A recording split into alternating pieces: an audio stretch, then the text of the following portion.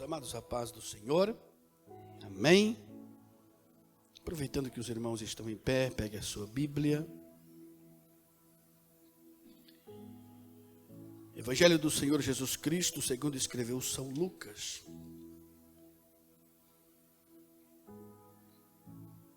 Capítulo 8.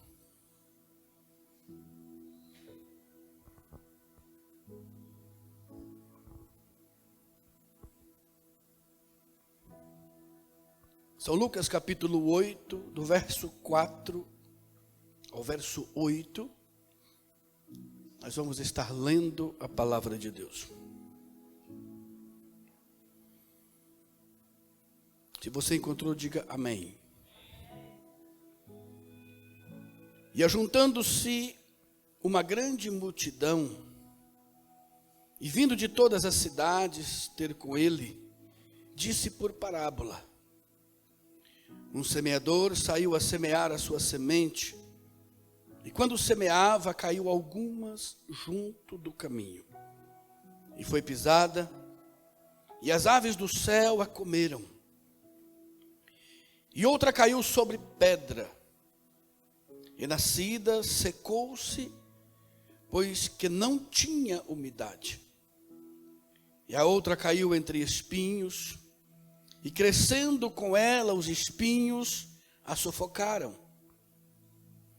E outra caiu em boa terra, e nascida produziu fruto a 100 por 1. Dizendo ele estas coisas, clamava: quem tem ouvidos para ouvir, ouça. Eu quero que você repita comigo. O tema da nossa mensagem de hoje é uma pergunta. Então eu vou falar e você vai repetir logo após a mim. A pergunta: sou eu um semeador? É uma pergunta para nós meditarmos nesta noite. Tome seu assento, glorificando e exaltando o nome do nosso Deus. Sou eu um semeador? Eu me lembro que eu preguei uma mensagem praticamente com esse tema, pastor Eliseu, no Ministério do Belém, em 2016. E quando eu meditava nesse tema, ou nesse texto, o meu coração ardia com essa palavra, o semeador. E hoje nós estamos aqui com esse ministério, porque a obra, eu entendo, o pastor Eliseu estava dizendo, eu entendo que ela é de Deus. E o homem, quando ele se acha na capacidade de interferir na obra de Deus, ele sofre muito, pastor. Porque Deus, Ele é Deus e Ele não cede aos caprichos do homem. Deus, Ele jamais vai fazer algo só porque o homem quer. Sempre vai ser da forma dele. E eu pensando nesse texto, pensando na parábola do semeador, eu comecei a meditar e eu gosto muito de olhar para trás, de olhar para o passado. Porque eu entendo que o nosso passado, ele nos mantém como pessoas humildes, porque quando nós olhamos de onde nós saímos e onde nós estamos, nós nos tornamos pessoas agradecidas. No dia 24, agora passado, nós comemoramos o Thanksgiving, Dia de Ação de Graça. Um dia em que foi separado para as pessoas agradecerem, serem agradecidas. E eu comentava em casa com os irmãos que nós não podemos ser agradecidos tão somente no dia de ação de graça, mas nós precisamos ser gratos todos os dias das nossas vidas. E olhando para as coisas que passou, ou de onde Deus nos tirou, nós nos mantemos pessoas humildes porque entendemos que se estamos aonde estamos, é porque a mão de Deus está sobre nós e Ele tem cuidado das nossas vidas. Mas aí, quando nós observamos isso, nós podemos observar que muitas vezes nós cometemos alguns erros, e às vezes esses erros que cometemos nos machuca quando pensamos. E quando agora, como pessoas lavadas, remidas no sangue do Cordeiro, nós olhamos para alguns erros que talvez cometemos no passado, nós não conseguimos entender como foi que praticamos. E eu pensando comigo, observando, que o passado, ele já foi. E ele não tem conserto. O que passou, passou. Se acertamos, acertamos. Se erramos, erramos. E não tem como voltar para acertar aquilo que ficou. Mas Deus, na sua grandeza, Ele nos tirou lá do mundo, Ele nos salvou, Ele nos colocou em um lugar melhor de onde estávamos, e Ele tem nos dado a oportunidade de cada dia fazer diferente. Então, quando nós olhamos para trás, quando lembramos daquilo que praticamos, que entristece a Deus, que entristece o Espírito Santo, que entristece as pessoas que amamos e que nos ama, nós podemos entender que Deus agora nos dá a oportunidade de olhar para esses erros, corrigi-los e fazer diferente. Mas enquanto eu meditava nisso, o Espírito Santo falava ao meu coração que muitas pessoas não observam, talvez por não olhar para trás, pastor Eliseu, eles não observam que erraram lá atrás e que continuam errando hoje. Se há algo que eu aprendi na minha vida em olhar para trás, é para pensar o que eu estou fazendo. Eu sempre paro para pensar o que estou fazendo, e a primeira pergunta que eu faço ao meu coração: a minha forma de viver agrada a Deus? O meu modo de viver agrada ao Espírito Santo? Se a trombeta soar agora, Jesus chamar a tua igreja para o arrebatamento, será que eu vou ouvir o som da trombeta? Porque se eu errei lá atrás, se eu cometi pecados, coisas terríveis, eu estava perdido e Deus me resgatou, então eu observo isso e hoje eu procuro fazer diferente. Mas o problema é que muitas pessoas, nos nossos dias principalmente, elas só olham para frente. Eu costumo dizer que no Brasil, muitos carroceiros usam aquele negócio no olho do cavalo. Porque quando você vai andar com a carroça nas ruas, o cavalo se assusta com os carros. Então eles colocam no freio do cavalo um tampão para tampar o olho do cavalo, para que eles não vejam as laterais e com isso não se assuste. E parece que muitas pessoas hoje estão caminhando com o tampão nos olhos. Elas não conseguem olhar à volta. Elas não conseguem olhar para trás, elas não conseguem entender que talvez o modo de viver que está vivendo está entristecendo a Deus, o Espírito Santo, entristecendo pessoas que estão à sua volta, pessoas que ela ama e que a ama.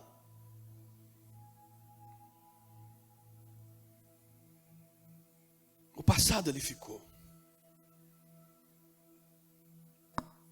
E quando Jesus contou essa parábola, quando ele discursou para uma grande multidão, ele chamou-os, eles estavam à beira do mar. E a parábola vai dizer, a palavra de Deus vai dizer que ele entrou num barco e a multidão ficou em pé na praia, escutando suas palavras. E apesar da parábola apresentar um terreno material, ela simboliza o mundo espiritual. O terreno da alma humana. Ela cuida do livre-arbítrio das pessoas. Cabe ao ser humano, com seu ato livre, aceitar ou não, de forma incondicional, o chamado de Deus para o serviço ou a semente que Deus manda para a salvação. Fato é, a semente precisa ser lançada. E a semente está sendo lançada. O campo fértil onde a semente pode ser plantada é o coração humano. A parábola do semeador é uma história ensinada por Jesus para mostrar as diferentes formas em que o evangelho é recebido na vida das pessoas. Ela está registrada no livro de Mateus, capítulo 13, Marcos, capítulo 4 e Lucas, capítulo 8, aonde nós lemos. Jesus contou essa ilustração de sementes sendo lançadas em diferentes tipos de solo para explicar os diferentes tipos de resposta que as pessoas dão quando ouvem a palavra de Deus. E principalmente chama-nos a atenção para que tipo de resposta nós próprios damos ao Evangelho. Os elementos que constituem a parábola, em primeiro lugar, é o semeador. Em segundo lugar, nós temos a semente. E em terceiro lugar, nós temos o solo. Nesse sentido, a parábola do semeador nos apresenta as sementes que são lançadas em 3 terrenos inférteis e um bom terreno, ou uma terra boa. Tais terrenos representam o solo do coração do homem, que pode estar fechado à vontade divina. Porém, a insistência do semeador é proposital, sustenta os desígnios de Deus, da esperança de jamais abandonar. Nós conhecemos uma frase que se tornou um jargão, em que diz: Ele não desiste de você. Mas na verdade Ele não desiste. Nós vamos ver que temos 4 tipos de solos, 4 tipos de pessoas que recebem a palavra de forma diferente, mas também nós vamos observar que o semeador é um só, e ele não desiste. Por 3 vezes ele lança a semente, essa semente não produz, pastor Eliseu. Essa semente não gera fruto, mas ele não desiste até que a semente caia em terra boa. O semeador não desiste. A semente, ela é uma só, porque ela representa a palavra de Deus.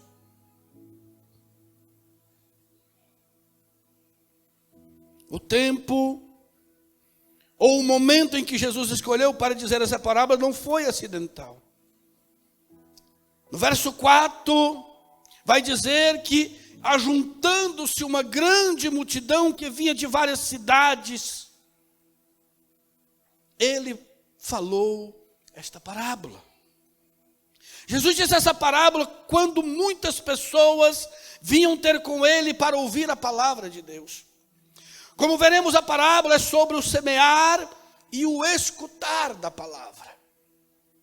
Vinham a ele para ouvir a palavra, estivessem conscientes das escolhas disponíveis. Ele apresenta algo para as pessoas, para que elas tenham a liberdade de escolher e entender qual é o modelo que elas querem adotar para as suas vidas. Então vamos observar os 4 tipos de terrenos. O primeiro vai dizer, em Lucas capítulo 8, lá no verso 5, um semeador saiu a semear a sua semente. E quando semeava, uma parte caiu à beira do caminho, e foi pisada, e as aves do céu comeram-na. Algumas das sementes que o semeador semeou caiu à beira do caminho, e portanto não floresceu, nem deu qualquer fruto, mas foi pisada e comida pelos pássaros. Verso 11, verso 12 do capítulo 8, Lucas traz a explicação, ou o próprio Senhor Jesus.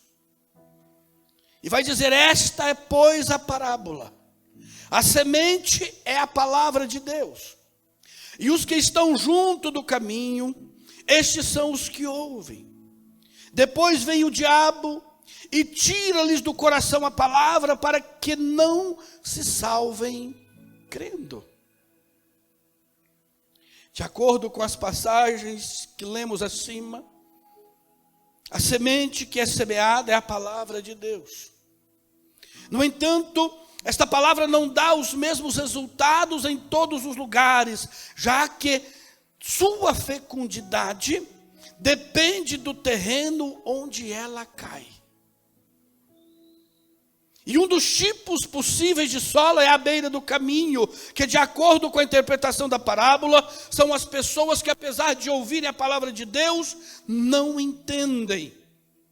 E o que se entende por não entender? Vamos ver a resposta em Mateus capítulo 13, verso 15.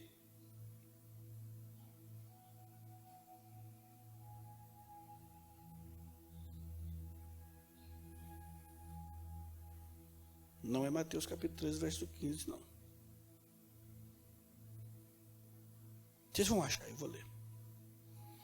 Vendo, não veem. Não veem.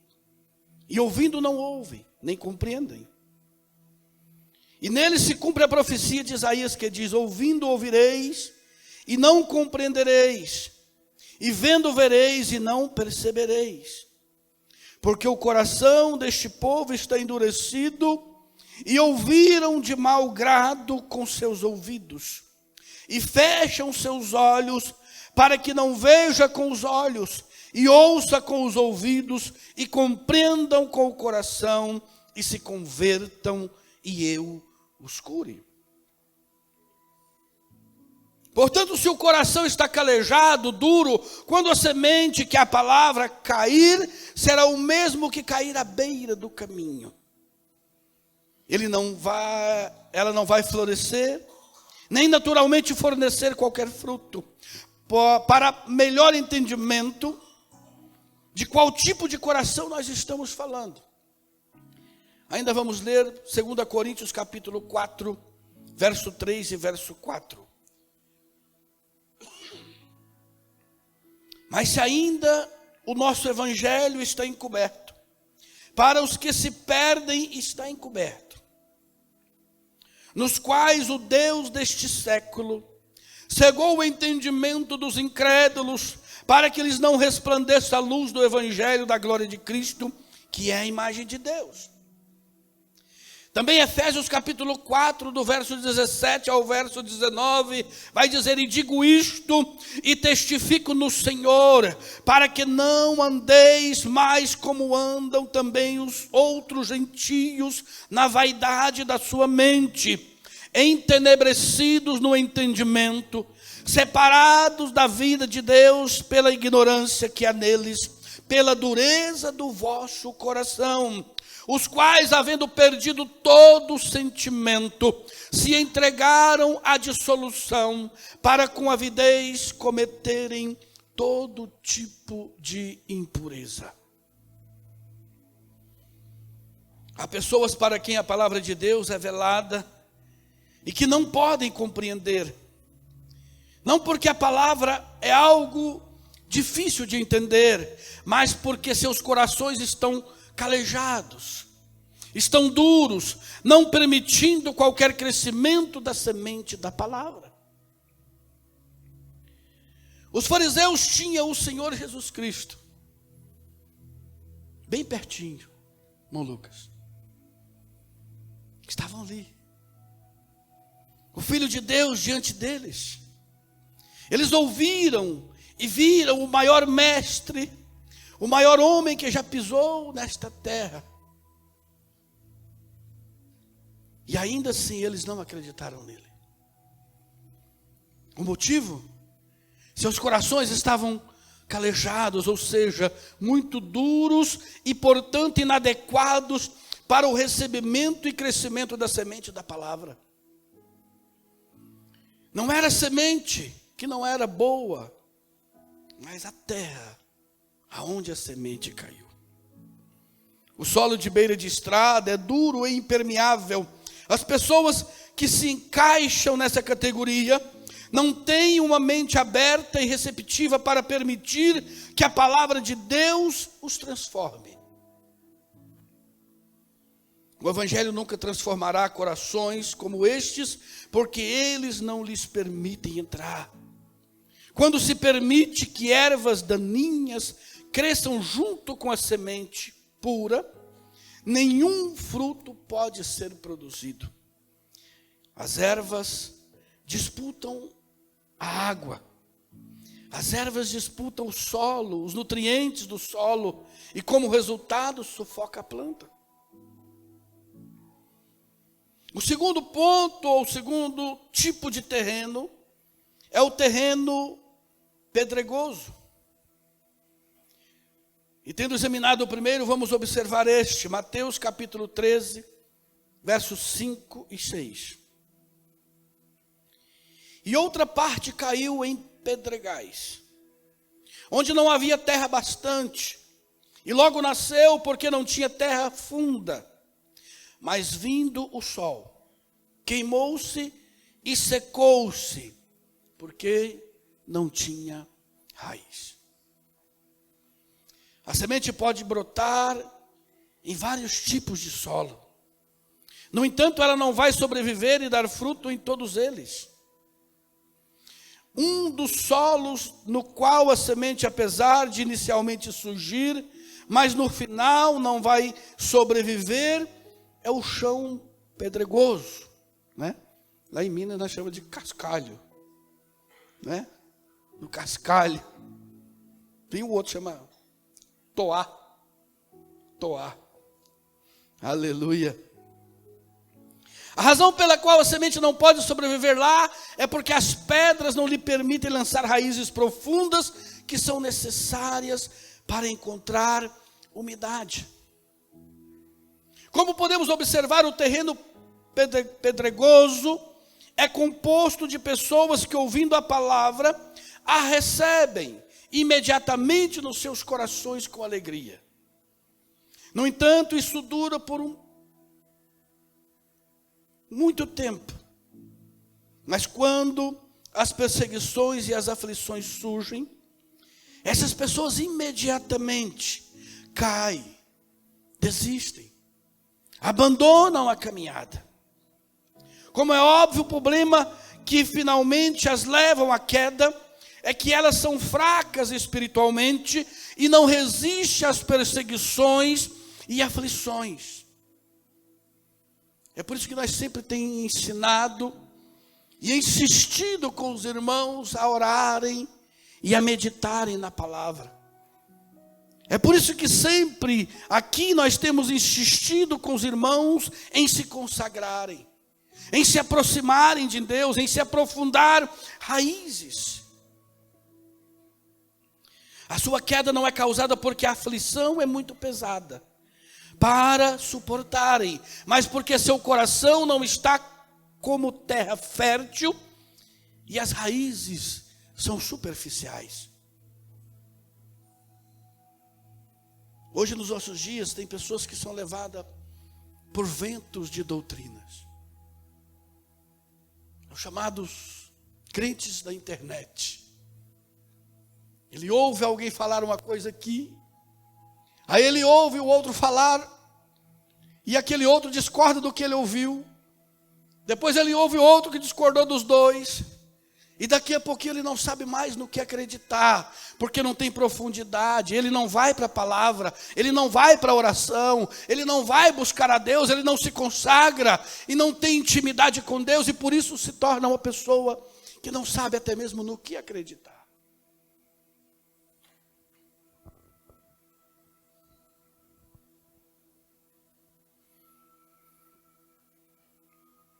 As raízes das plantas em solo pedregoso nunca se aprofundam.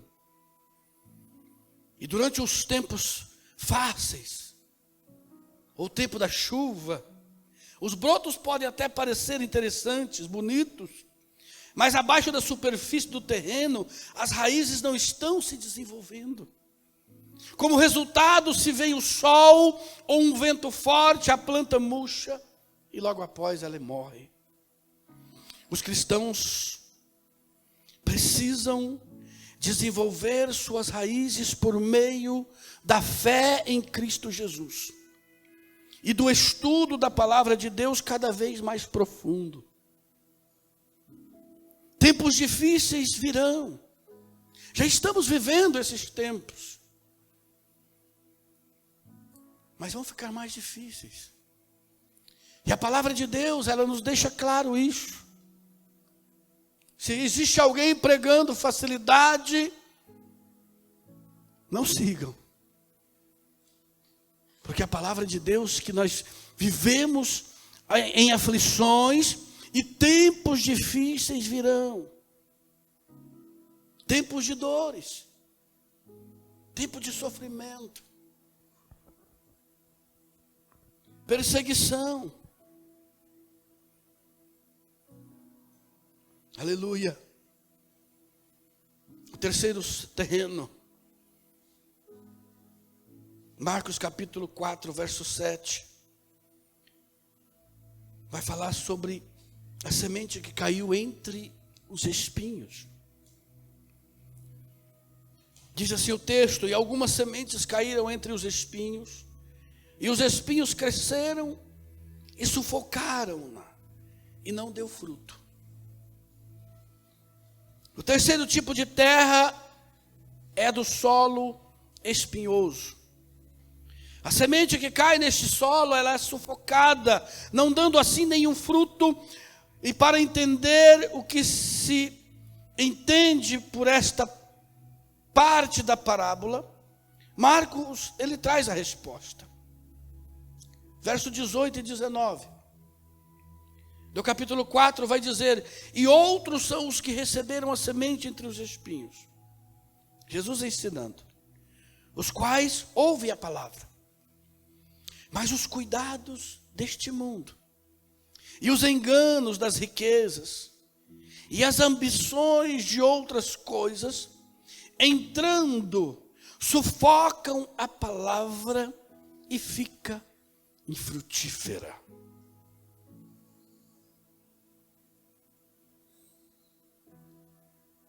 Parece que Jesus estava falando para os nossos dias, não? Parece que Jesus estava pregando para nós. A terceira categoria de pessoas é aquela que a palavra de Deus é mantida em seus corações, mas ela vem acompanhada de outras coisas,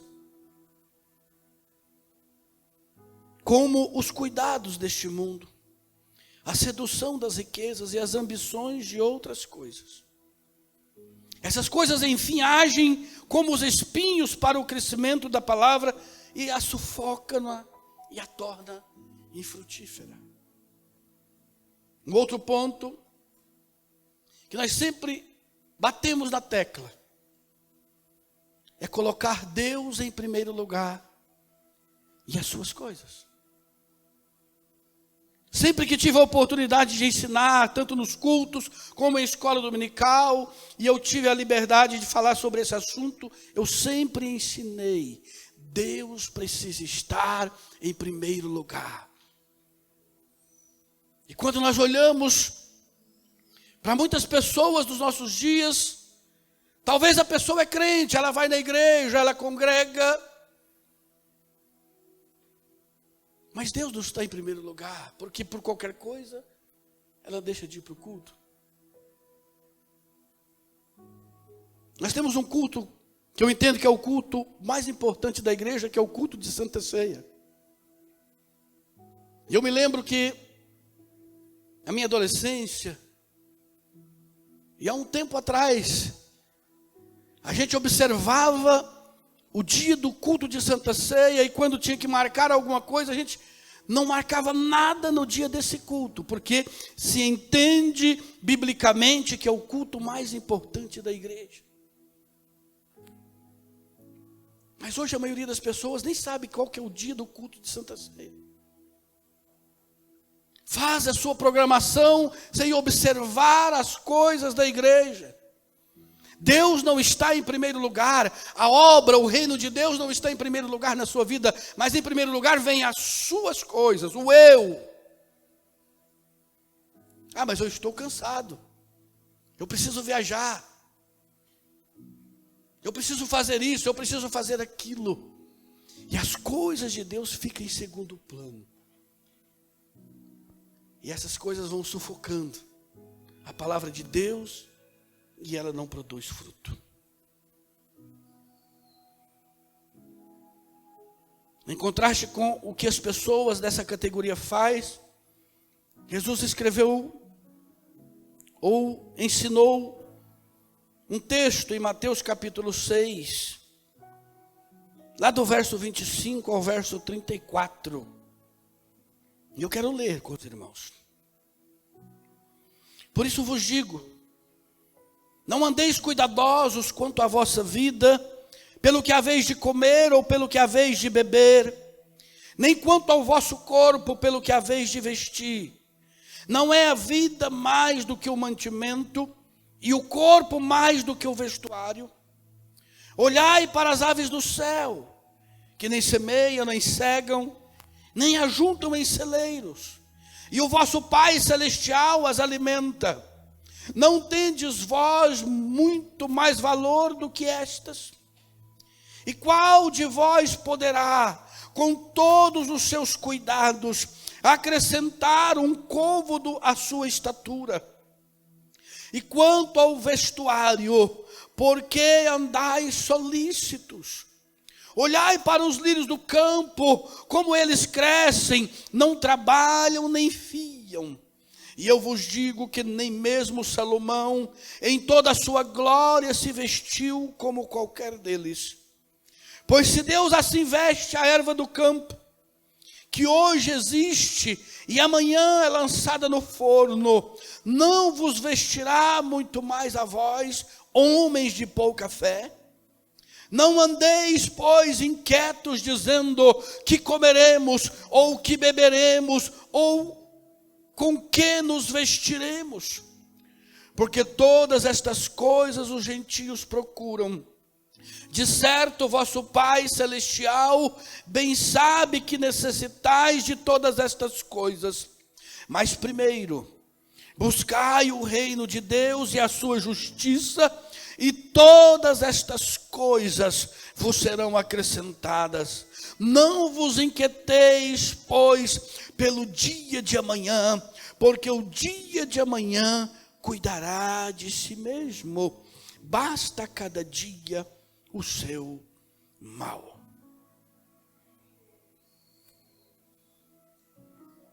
Eu costumo de pensar em uma frase de um pastor que eu ouvi: o dia de amanhã não nos pertence. Nós fazemos tantas programações, né? Tem pessoas que organizam a vida para daqui 50 anos, irmão Tiago. Eu estava conversando com um amigo e ele: pastor, quando é que o senhor pensa em aposentar? Eu falei: rapaz, eu não vou pensar nisso agora não. Eu vou esperar chegar a hora para me pensar em aposentadoria. Eu: não, pastor, mas a gente precisa fazer isso, e precisa organizar, e precisa fazer isso aqui, aquilo ali. Eu falei: rapaz, deixa as coisas acontecerem. Viva o hoje. Faça a obra de Deus. Se você quer passear, passeie. Se você deseja comprar algo, compre, se puder. Mas viva a vida, porque o amanhã, nós não sabemos o que vai acontecer. Não adianta eu fazer programação para daqui 50 anos, e daqui a um ano, Jesus chamar a senha, né? Chamou o número da senha, pastor. Não adianta espernear e falar, ô Jesus, mas eu tenho programação para daqui 50 anos.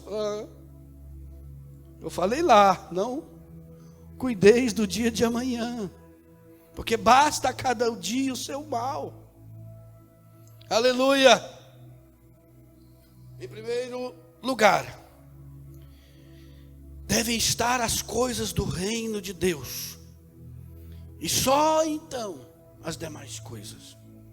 Se aplicarmos este princípio, então todas as outras coisas serão acrescentadas a nós. É promessa de Deus. Se, no entanto, não aplicarmos, mas na primeira posição colocarmos os cuidados e as outras coisas, então essas outras coisas irá sufocar até mesmo a nossa fé, tornando-nos pessoas infrutíferas. Existe uma grande tentação a permitir que interesses mundanos dominem tanto a nossa vida, que não nos resta energia para devotar ao crescimento do Evangelho em nossas vidas. Talvez nós corremos tanto, nos preocupamos tanto com as coisas, que quando nós temos tempo de parar e de ler a Bíblia e de orar, nós falamos, eu não consigo. Eu estou muito cansado. Eu preciso descansar, eu preciso dormir. O meu corpo não suporta mais. Aleluia. E último terreno, quarto terreno, vai dizer que a semente que foi lançada caiu em terra boa. Mateus capítulo 13, verso 8, ele diz: e outra caiu em boa terra e deu fruto, um a 100, outro a 60 e outro a 30. Até agora temos examinado os 3 tipos de solo na qual a semente caiu, e infelizmente nenhum deles foi capaz de fazer a semente ser fecundada a ponto de gerar frutos. Assim, o primeiro tipo de solo, que foi à beira do caminho, não foi tão forte que a semente nem chegou a germinar e brotar. O segundo foi aquela semente que, caindo sobre as pedras, não permitindo a semente lançar raízes profundas. E o terceiro foi o solo em que a semente caiu entre os espinhos, e este, sufocando a semente, a tornou infrutífera. Após a análise dessas 3 categorias infrutíferas, agora é tempo de ver como a boa terra que dá bom fruto é. Mateus capítulo 13, verso 23. Mas o que foi semeado em boa terra é aquele que ouve a palavra e entende, dá fruto e produz, um a 100, outro a 60 e outro a 30. O semeador, ele não desistiu. E desta vez a semente caiu, não à beira do caminho, ou no terreno pedregoso, ou entre espinhos, mas a semente encontrou uma boa terra nos corações das pessoas que ouvem a palavra, e essas pessoas a compreenderam. Lucas 8,15 vai dar uma outra, é escrito de uma outra forma, e vai dizer assim: mas as que caíram em boa terra são aquelas que caíram em um coração honesto e bom, e tendo ouvido a palavra, a mantêm e dão fruto com perseverança. Como podemos lembrar, a primeira categoria de pessoas não podiam entender, receber a palavra em seus corações, pois estavam calejadas, rígidas. Em contraste com a quarta categoria, entendem a palavra e a palavra é colocada em seus corações bom e honesto. Essa categoria frutífera tem tudo que as outras 3 categorias não têm. Assim, na primeira categoria, as pessoas tinham um coração endurecido. Aqui, porém, o coração é bom e honesto. Na segunda categoria, o povo não tinha resistência e caía imediatamente com aflição. Aqui, todavia, o povo é paciente. Eles dão fruto com perseverança, como diz o texto, eles não desistem.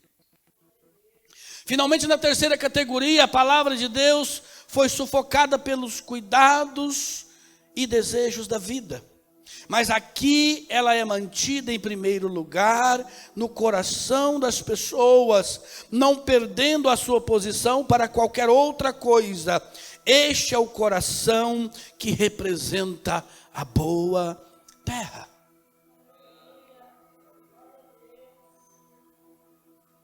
A palavra de Deus, ela precisa ser falada a todos os tipos de pessoas. Eu quero convidar você a ficar de pé. Convidar também o grupo de louvor.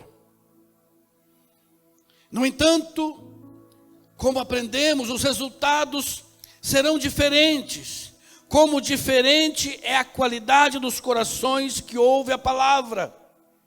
Assim, alguns vão rejeitá-la, outros irão aceitá-la até a aflição chegar.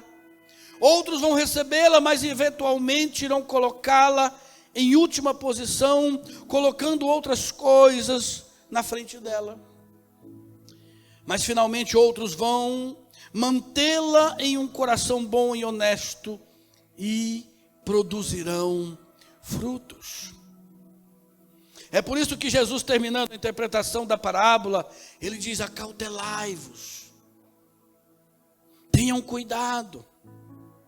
Quem tem ouvido para ouvir, ouça. Jesus, ele está pregando, trazendo a orientação, ele está ensinando, mostrando os tipos de corações, para que eu faça uma análise na minha pessoa e entenda que tipo de solo eu sou, e somente eu posso tomar a decisão de mudar isso. E às vezes, não somos a terra boa, mas nós precisamos buscar ser. Às vezes encontramos alguma área de nossa vida como os outros tipos de terra.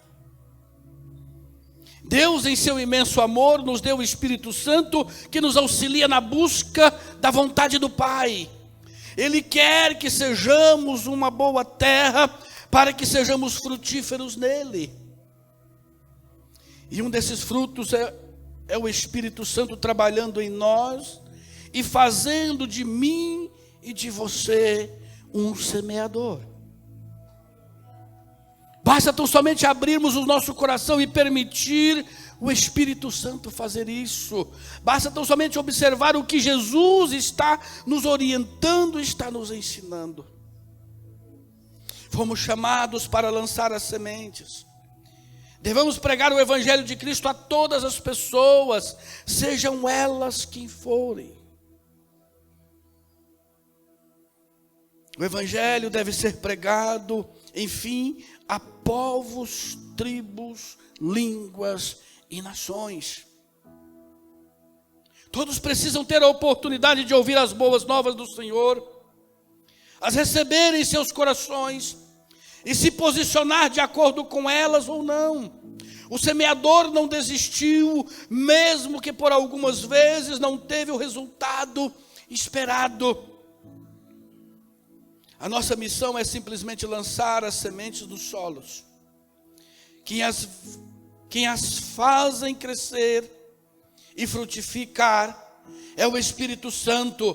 Por isso a nossa expectativa deve estar nele, que é quem convence o homem do pecado, do juízo e da justiça.